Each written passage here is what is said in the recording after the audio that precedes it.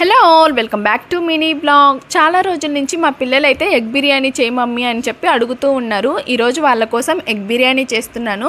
ఇంకా మీకు కూడా చూపిద్దాంలే అని చెప్పేసి బిర్యానీ కోసం ఎగ్స్ అయితే ముందే ఉడకబెట్టి పెట్టుకున్నా. ఆ తర్వాత ఒక కడాయి పెట్టేసి దాంట్లో కొంచెం ఆయిల్ అలాగే ఉప్పు కారం కూడా వేసి ఉడకబెట్టుకున్న ఎగ్స్ ని ఫ్రై చేసిన బండిల్లోనే కొంచెం బిర్యానీ స్పైసెస్ కూడా వేసేసుకుంటున్నాను.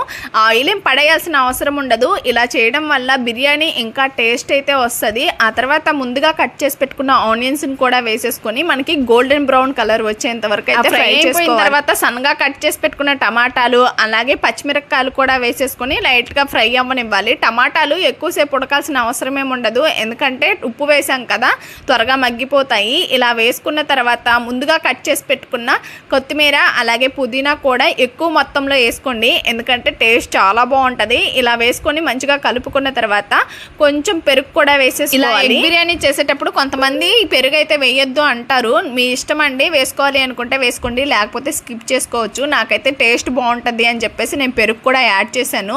మనం చేసేది దమ్ బిర్యానీ స్టైల్లో కాబట్టి పెరుగు అయితే కొంచెం వేసేసుకోండి, బాగుంటుంది. ఆ తర్వాత చికెన్ మసాలా కూడా వేసేసుకొని అంతా కలిసే విధంగా ఒకసారి కలుపుకొని మనం ముందుగా ఉడికించి పెట్టుకున్న అన్నాన్ని కూడా వేసి మసాలా అంతా అన్నానికి పట్టే విధంగా పైకి కిందకి తిప్పుకుంటూ కలుపుకోవాలి. దీన్ని బ్యాచిలర్స్ కూడా చేసుకోవచ్చు, చాలా బాగుంటుంది.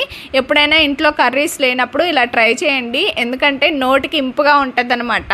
ఇలా అంతా కలుపుకున్న తర్వాత ఉప్పు కారాలు ఏమైనా సరిపోకపోతే లైట్గా పైన వేసుకోండి. నాకైతే ఉప్పు సరిపోలేదు, అందుకని మనం ముందుగా ఫ్రై చేసి పెట్టుకున్న ఎగ్స్ ని కూడా ఇలా చూపిస్తున్నాను కదా పైన అయితే పెట్టేసుకోండి. ఫ్రైడ్ ఆనియన్స్ మీ దగ్గర ఉన్నాయి అంటే వేసుకోవచ్చు, లేకపోతే స్కిప్ చేయండి, ఏం పర్లేదు. ఇలా నేను చూపిస్తున్నాను కదా వీడియోలో, అదే విధంగా పైన పెట్టేసుకొని ఒక 5 minutes అయితే ఇలానే వదిలేసామంటే మనకి బిర్యానీ అయితే రెడీ అయిపోయింది. బిర్యానీ ప్రాసెస్ చూసారు కదా, నెక్స్ట్ షార్ట్ లో టేస్ట్ గురించి అయితే చెప్తాను. ఇంతవరకు మన వీడియోస్ అయితే చూస్తూ ఉన్నారు కదా, లైక్ కొట్టడం మర్చిపోవద్దబ్బా, అలాగే సబ్స్క్రైబ్ కూడా చేసుకోండి. ఉంటా, బాయ్.